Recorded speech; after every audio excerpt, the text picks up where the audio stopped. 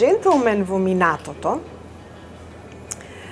бил маж кој што припаѓал на одреден сталеж во општеството. Значи, джентлмен бил благородник, човек кој што во тие некогашни правила можел да носи оружје и не требало да работи за да преживее. Значи, благородниците живееле од имотите што ги имале и од титулите што ги наследувале и така натаму. Така што секогаш джентлмен бил човек кој што бил велам во тие побогатите благороднички слоеви. Сега тоа вклучувало и одредени квалитети кај мажот. Значи, тој не само што требало да биде и комуникативен и да знае јазици, да следи што се случува во светот, да умее да води дискусија во тие салони каде што се пушеле пури, се пиеле коњаци и така натаму. Требало да знае да се занимава со одредени спортови, танци, да има однос кон жените, кон мажите.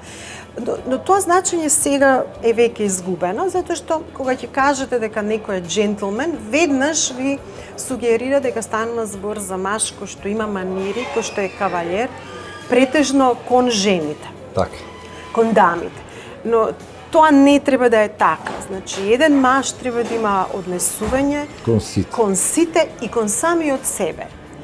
И да има самодоверба, и да има морални вредности, и да е чесен, и искрен, и стабилен, и покрај овие вредности што ги спомнав, квалитети што ги спомнав, значи да е комуникативен, да е смирен, да умее да се справува со лутина. Во денешно време можеби не мора да знаете да јавате коњ за да бидете джентлмен или да носите кубура или така натаму, но треба да имате одредено однесување кон сите, кон себе си, кон средината. Значи, треба да ги знае правилата на бонтонот, да умее да цени, да го цени секој без разлика дали е на, да кажам, дали е предпоставен на повисоко ниво или човек кој што му е работник, кој што врз кој што тој треба да шефува и така натаму. Да се однесува секогаш и добро и кон постарите и кон дамите. Меѓутоа, кај мене е многу важно еден джентлмен да е смирен, да уме да се справи со лутината, да ги избегне тие моменти на избувнување, на грубост, на вулгарност и така натаму. Така што за мене тоа е една воздржаност, една насмевка, една позитива. Се разбира, тоа не значи дека еден джентлмен не може да се налути, меѓутоа и лутината треба да биде некако со некаков стил, да кажем. Постојат ли джентлмени кај нас? Постојат. Апсолутно постојат. Историски дамата, жените секогаш беа сметани за некој понежен пол, а мажите секогаш требаше да бидат тие кои што покажуваат одредена почит кон жените, повеќе затоа што се понежен пол. Работите се сменија, жените стана многу посамосвесни. Денеска може да ви се случи, доколку сакате на жена да ја отворите врата, да ја придржите палто, тоа да го свати повеќе како навреда. И тоа сега создава едно двумење кај мажите дали да отворам врата или не, затоа што не знаете со каква реакција ќе се соочите. Но во однос на ова што ме прашавте, ви реков дека постојат джентлмени, затоа што зачудувачки на Балканот се уште постојат мажи кои умеат да го покажат тоа почитување кон жените. Знам дека голем дел од вашите гледачи можеби нема да се согласат со мене, затоа што постои таа предрасуда дека балканците се погруби и меѓутоа јас велам дека тоа не е така. Дека многу повеќе почитување и манири можете да добиете од балкански маж отколку од некој друг. И јас го делам вашето мислење во овој поглед. Мислам дека посебно една генерација во која што припаѓав јас, каде што мажите се учеа, нели секогаш да бидат понежни, пофини кон девојчињата, не дека тоа ние го очекувавме. Затоа велам, има джентлмени, има мажи кои што умеат да ви истретираат убаво, со почит, каде што не ве гледаат како, не знам, некаков сексуален објект, каде што ве третираат рамни на себе, каде што умеат да ги почитуваат и постарите. И мислам дека тоа е нешто што треба да го задржиме и во новите генерации. Тоа е на културолошка вредност која што ја имавме ние и која што е страшно доколку се изгуби. Ако ние манирите ги замениме со нервоза, со агресија, со ароганција, знам дека времето е такво. Сите сме ние под стрес, имаме секакви проблеми во животот, меѓутоа не смееме да ја изгубиме љубезноста и учтивоста. Така што да, има джентлмени, не само стокмени, убави на лик, што велат старите и стас и глас, туку и во однесувањето. Што би препорачале вие? Да се купи оддело или да се шие според телото? Ако сакате, јас ќе спомнам... Искрено. Па еве, секогаш тој што сака да изгледа добро, оди кај шивач. Секаде во светот, луѓето кои што се финансиски моќни, кои што сакаат да изгледаат добро, шијат и костуми, шијат и кошули, шијат и се друго. Она што се нарекува bespoke, го користам англискиот термин, значи шиено, на вашата става, на вашиот крој. На времето, јас кога бев дете, постоја и некои стандарди, може некој ќе се сети, нели, тоа беа некои стандарди за висок маж, за покрупен маж, за пошироки раменици, подолги раце и така натаму. За жал, тие стандарди сега веќе ги нема. Па ако вие имате некој специфичен крој, например сте висока, сте многу тенок, или ако сте со по-низок раст, а ви треба нешто пошироко, многу тешко можете да најдете во нашите продавници нешто што ќе ви стои, нели, да спие на вас, што велат стари. Ми беше чест што разговаравме и што научивме многу од вас. Се надевам дека гледачите на Джентлмен магазин ќе продолжат да не гледаат и ќе учат за манирите на еден джентлмен и за добрите навики. Благодарам на поканата. На здравје.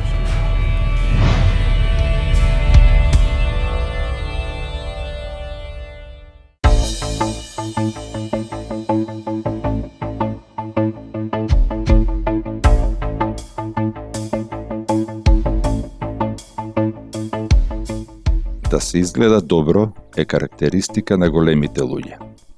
Тоа ја дава целината, односно финесата за вистинските джентлмени и успешни мажи. Доброто облекување, манирите, знаењето и трудот во работата покажува дека сте маж кој на највисоко ниво ја истакнува својата самодоверба и својата амбиција. Американците велат, ако сакате да бидете успешен, мора да изгледате како да сте успешен. Стил, самодоверба и успех. Кога станува збор за стилот, не би можел да си го замислам без деталите. Вратоврска, джебно марамче и да не заборавиме квалитетни чевли, бидејќи тие секогаш ја даваат целината. Моето име е Златко Качаниклиќ и се гледаме повторно во светот на джентлмените. Во ова издание на Джентлмен магазин ќе разговараме со еден исклучително успешен човек.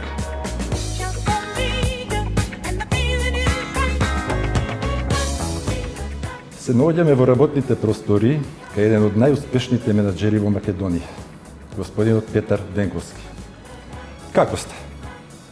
Благодарам на прашањето, супер сум, ако може така да се каже во овие специфични услови, здрав, жив, добро расположен, со добро друштво и очекуваме оваа криза што побрзо да помине и да се вратиме на навиките од минатото кои не правеа среќни.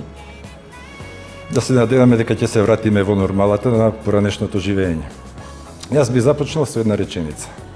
Најдобар менаџер за 2020 година во Македонија. Награда која го сликува вашиот личен успех во бизнисот и менаџирањето. Што за вас представува оваа награда? Да се биде најдобар во одредена категорија е задоволство.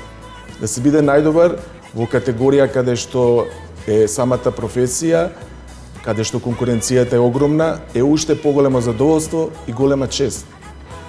И јас во животот имам добиено доста награди и признанија, како во земјата, така и во странство, како во спортот, така и во бизнисот. Но морам да признам дека оваа награда е мојата најдрага награда што сум ја добил до сега. Најдрага поради тоа што е добиена од една еминентна куќа, како што е Gentleman Magazine, и награда што е избрана од страна на 25 члена жири од еминентни и стручни лица. И второто, посебно ми е драго дека оваа награда е во година каде што всушност се соочивме со кризата на ковид во пандемијата и каде што исклучително беше тешко да се работи и да се остварат добри резултати. Би сакал да ја истакнам улогата на организацијата што го организираше изборот и се надевам дека организацијата во иднина ќе помогне многу за луѓето кои се бават со бизнисот да бидат на ниво на кој што е потребно. Што според вас треба да поседува еден менаџер за да биде успешен? Па, патот кон успехот е тежок, макотрпен, долг. Нема успех преку ноќ. Како викаат, успехот преку ноќ е остварен преку многу непроспиени ноќи. Метафорички, ја многу пати го користам начинот да го прикажам за успех е потребно две работи. И тоа едно уво и друго уво. Со едното уво да ги слушаш потрошувачите, со другото уво да ги слушаш вработените. Така. Да ги слушаш, да го почитуваш нивното мислење и да се обидеш да ги нивните идеи, информации слично ги направиш во конечна одлука за успех на самата компанија. Ние живееме во друштво, во свет, каде што никој не слуша. Сите сакаат да зборуваат, али никој никого не слуша. Ако не слушаш, размислуваш, одлучуваш и донесуваш конечна одлука, не можеш да донесеш добра одлука. Затоа, тоа што го кажуваме е само нешто што веќе го знаеме, а тоа што го слушаме е нешто што всушност може некоја новина или знање да ни се пренесе. Затоа мора да слушаме. Нема успех без напорна работа. Значи, без фокус, без поставување на цели, без напорна работа, едноставно успехот не може да дојде. Затоа мора да се работи напорно, работа и само работа доведува до успех. Имаме многу случаи кога талентирани личности, како во бизнисот, така и во спортот, не ги остваруваат резултатите кои што им се можда според талентот осварливи. Заради тоа што не се фокусирани, не работат напорно и не се упорни. 10 години од вашето работно искуство го имате поминато во Белград на висока раководна функција. Можете ли да направите споредба во бизнис светот надвор и кај нас? 10 години работев успешно во Белград на српскиот пазар.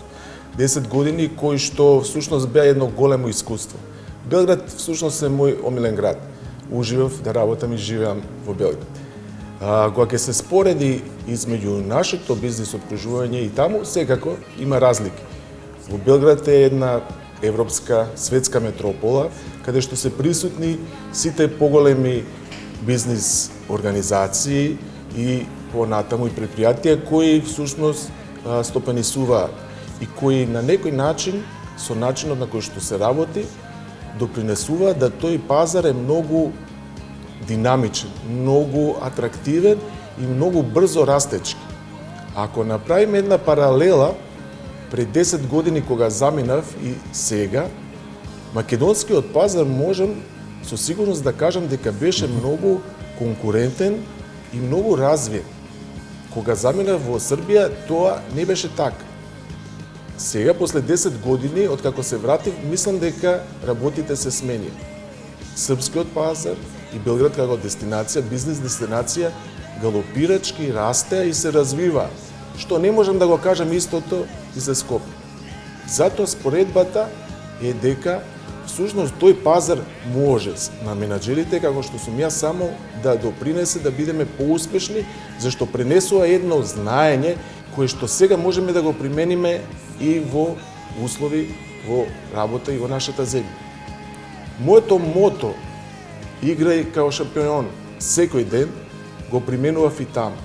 Моето мото го применувам и тука. И тоа е мото кое што всушност дава резултати. Тоа е мото кое што те тера да напредуваш, без разлика на средината во која што работиш или живееш. Всушност бизнисот е, ја имам навика да кажам, како ајкула. Што тоа значи? Ајкулата кога се движи и кога спие. Значи, ајкулата не застанува. Така и бизнисот. Зашто ајкулата, ако застане и кога спие, умира. Така и бизнисот. Ако застанеш малку, едноставно те нема. Така беше бизнисот во Србија, така и во Македонија. Мора постојано да се иде напред. Иначе, едноставно конкуренцијата те гази. За да успееш, треба да имаш начин на размислување кој креира резултати. Кога ги споредиме условите и начинот на размислување на бизнисмените каде што јас работев и во Македонија, се осеќа дека ние сме малку инфериорни у таа позиција поради тоа што мајндсетот не е прилагоден на рекордни резултати, него е прилагоден на просечност. Што сакам да кажам? Пример, една работа ја гледаме завршена и размислувањата ни се добро е, али ќути можеше да биде и полошо. За разлика од другите, посебно каде што јас работев во Србија, мајндсетот нивен другачие е програмиран. Кај нив една работа, каква таква, ако е добра, они се незадоволни и викаат мора подобро и можеше подобро, ајде уште еднаш да пробаме. Значи, на нас ни фали тоа што треба да се прилагоди мајндсет на максимални добри резултати. Ние, као македонци, сме доста успешни кога ќе излеземе надвор. Некако, веројатно, се прилагодуваме на окружувањето и средината каде што работиме. Но кога ќе се вратиме, некако се уклопуваме на ситуацијата во која се наоѓаме. Јас се вратив со цел да го промениме мајндсетот и да покажеме дека ние, македонците, можеме да бидеме уште поуспешни од тие што се надвор од нашата земја. Да се навратиме на вашите почетоци. Роден и скоро цел живот поминат во центарот на градот. Како што еден мој пријател ме нарече, што ми беше исклучително драго и како комплимент, градско дете со стари, добри навики и вредности. Иначе, потекнувам од интелектуална фамилија, татко геолог, инженер, магистар, мајка професор по биологија, во фамилија каде што имав многу можности да понатака си имаме едно мирно и убаво детство. Но јас некако духот ми беше немирен, темпераментот ми беше доста жив. Секој пат истражував, бев многу љубопитен и сакав нови нешта. Така да постојано нешто работев. Нема срам од работа. Не се срамев од работа. Треба постојано човек да работи. Се пронајдовте ли себе си? Дали сте среќен сега? Секако дека сум среќен, се пронајдов себе си, јас сакам многу работата, уживам во тоа и гледам да допринесам што поише како за фирмата, така и за заедницата каде што работам. Злате, може малку да се одмориме и ќе продолжиме со разговор. Може. Повелете. По она што можам да го забележам, внимавате на себе и уживате во убава гардероба. Колку е важен изгледот на мажите во деловниот свет? Секако изгледот е мощно важен, посебно во деловниот свет, каде што контактите се интензивни и имаме многу различни состаноци со различни луѓе.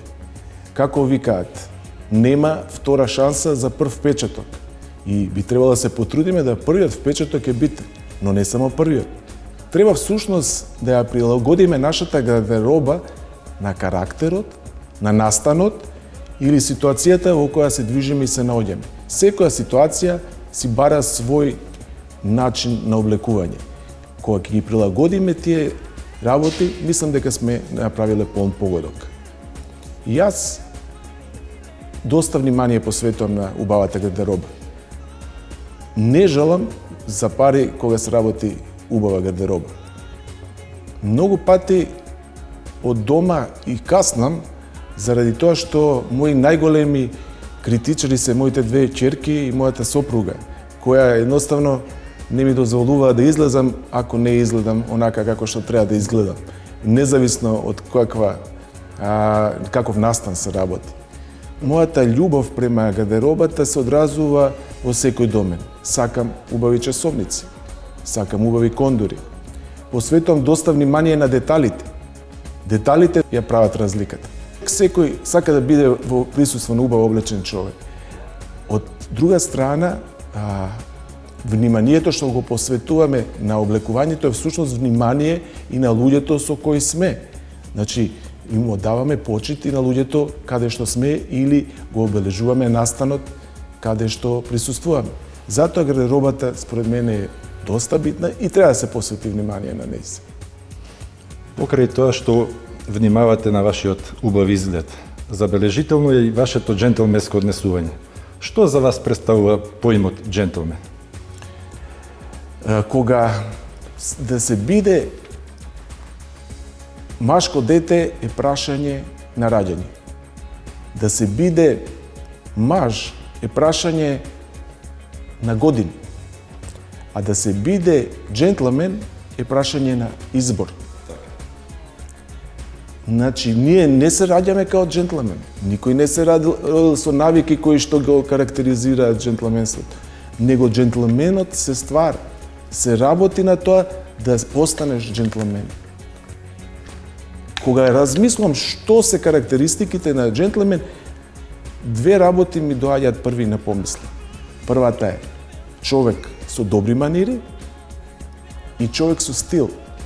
Тие две работи го прават джентлменот.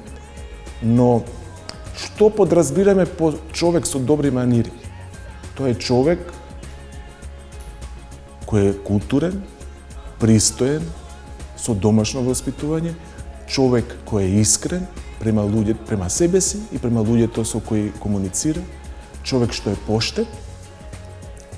Поштењето е морална карактеристика, али во нашиот свет е и бизнис карактеристика, зашто луѓето сакаат да прават бизнис со луѓе што се поштени, што се джентлмени.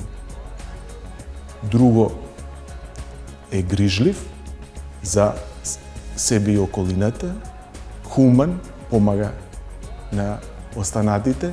Од досегашниот разговор можам да заклучам дека имате богато искуство. Вашиот став за джентлмените некогаш и сега? Па некако кога размислувам како било порано, како е сега, ја можам да кажам дека сум малку и носталгичен. Некако тој период од 60-тите, 70-тите години ми изгледа многу поубав период кога се работи за джентлменството него сега. Мислам дека во тој период джентлменството беше као начин на живење. Многу од мажите мислам дека ги почитуваат тие норми што ги имаше порано. И јас сега ретко кога можам да видам манири кои ги имале понекогаш, како на пример да се полюби рака на госпоѓа, да се отвори врата, да се подмести столчето, да се придржи капутот, да се плати сметката. Некако сега малку као да се променија критериумите. Меѓу другото, како мој најголем узор или да кажам рол модел како треба да изгледа еден господин джентлмен е мојот татко Ѓоко Денковски. Он навистина беше инспирација за мене како треба да се изгледа. Дали неговото домашно воспитување, дали неговото школување во Белград и Франција, во Париз, влијаеле на неговиот начин на и стил кој го има, или се заедно допринеле да он изгледа така како што изгледал и да биде за мене пример.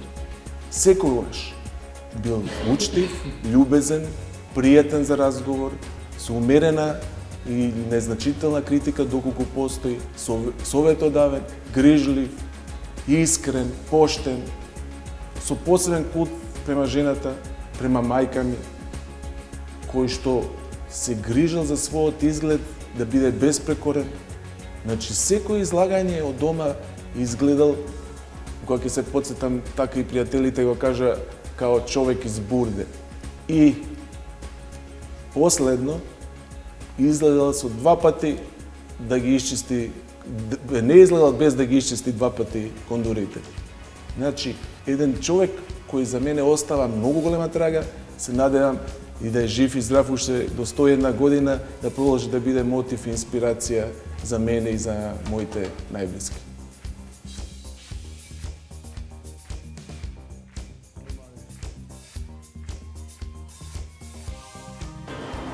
Петар Денковски е сопруг, татко на 2 прекрасни ќерки, Лора и Деа. Многу малку време му останува приватно, затоа гледа да го искористи максимално за работи што го прават среќен. Што е тоа што ме прави среќен? Секако дружењето со фамилијата и сите моменти поминати заедно. Ме прави среќен занимавање со кошарката, со судењето. И моја најголема пасија е патувањето. Сакам да патувам, обожам да патувам. Кога ќе влезам во колата и кога ќе почнам негде да возам, као да некоја друга димензија доаѓа кај мене. Вие сте еден од најуспешните мажи во Македонија. На што најмногу трошите? Што ви е паси? Па гардеробата секако е еден од моите најголеми извори на расходи, ако може така да се каже. Патувањата исто така. Значи, сакам да изгледам убаво, сакам да патувам и тоа се моите главни пасии. Секако, како што реков, и дружењето со фамилијата и со пријателите, кои што ми представуваат вистинско задоволство. И дома. Кога ги споменавте пријателите, како балансирате? Бидејќи вие сте успешен маж, време имате премалку, како се сноѓете во сето тоа кон своето семејство, кон пријателите, кон себе си? Балансот помеѓу приватниот и работниот живот мора да постои. Прав човек е он кој што ќе го најде тој баланс измеѓу едното и другото. Пријателите секако гледаме да не ги запоставиме, мада во оваа ситуација со кризата, со коронавирусот, малку Остава свој траги. секако остави траг да ги оставиме тие дружења за некое друго време. Али се надевам ќе имаме брзо прилика да дружењата бидат како некогаш. Покрај патувањата и кошарката, што друго го одзема вашето внимание? Па нешто што исто така ме интересира и што ми у суштина одзима внимание е добрата книга. Сакам да читам. Кои книги би не ги препорачале? Па моментално читам книгата на Алекс Фергусон «Лидинг». Претходно ја имав прочитано претходниот месец книгата на Роберт Шарма «Пат према величенственоста». Сакам да читам мотивирачки книги, тие книги што ќе не направат подобри луѓе, менаџери. Друго нешто што исто така без кое денот не може да помине е музиката. Дел од животот. Уживам да слушам музика, едноставно. Која музика ви е најомилена? Па, лично јас сум од минатото бил малку поише рокерски тип. Сум сакал поише рок. Некои групи што ми низ детството или низ периодот која сум созрел биле омилени, биле групите као што се U2, Depeche Mode или некои слични групи. Одличен избор. Благодарам.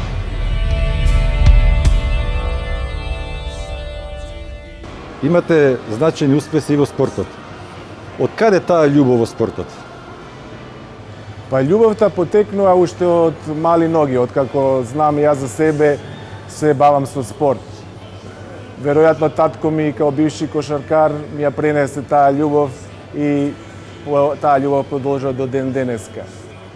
Но поред тоа што кошарката ми беше прва љубов, првото на некој начин професионално бавење со спортот беше со фудбалот. Мојот професор по физичко, беше фудбалски тренер и така некако дојде природно да почнам да се занимавам со фудбалот. Но кога сватив дека не можам да бидам нов Дарко Панчев, решив да се откажам. Како секогаш просечноста не ме задоволуваше, секогаш сакав да бидам најдобар и се вратив на мојата прва љубов кошарката. Тогаш интересно беше во моето мало делот кај основното училиште Браќа Рибар се играше најдобриот баскет во тоа време. И да дојдеш да можеш да играш, треба да се бидеш стварно најдобар. И никако не успевав да дојдам до тие да бидам најдобар. И секако заостанував у тој смисол да не можев да се помирам со тоа и решив у што можам да бидам најдобар. Ако не можам као кошаркаш или да бидам нов Pero Antić, јас решив да се бавам со нешто друго. Така да дилемата помеѓу тренерската професија и судењето се одлучив за судењето. Зашто во тоа време помалку ми одземаше од времето кое што сакав да го посветам на студиите и одлучив да бидам кошаркарски судија. Така да скоро целиот период после тоа се бавам со кошарка, тоа со судење. Сум преку 30 години во спортот во кошарката, од кои 20 години сум FIBA меѓународен судија и долги сега продолжувам така како контролор на судиите, тренер и инструктор. Кошарката ми пружи многу. Пред се ми пружи да можам да патувам низ целиот свет на места кои што никој пат не сум ни помислил дека ќе патувам или што не сум ни знаел дека постојат. Сум патувал од истокот на Русија, сибирските делови, до западот на кај што се Канарските острови, на север сум бил до Исланд, па се на југ до Израел и афричките земји. Едноставно, патувањата се непроценливо богатство. И можам да кажам дека колку што бизнисот помага, толку и кошарката ми помогнала да се оформам као личност. Кај судиите важи една изрека, која ќе ја кажам на англиски: It's very nice to be important, but it's more important to be nice. Што кажува колку е важноста пред се на човекот битна, нормално и струката. Ви благодарам што бевте дел од Джентлмен магазин. Ви благодарам и вас на поканата, благодарност и до Джентлмен магазин. Драго ми е што постои ваква емисија која што го истакнува и негова убавото во човекот, пред се во мажот, и ја буди свеста кај другите за убави нешта, како и намерата да го направиме ова парче земја поубаво место на живење. Се во животот зависи од самите нас. Кога ќе го разбереме тоа, работите ќе станат подобри. Се гледаме наредната недела во Джентлмен магазин.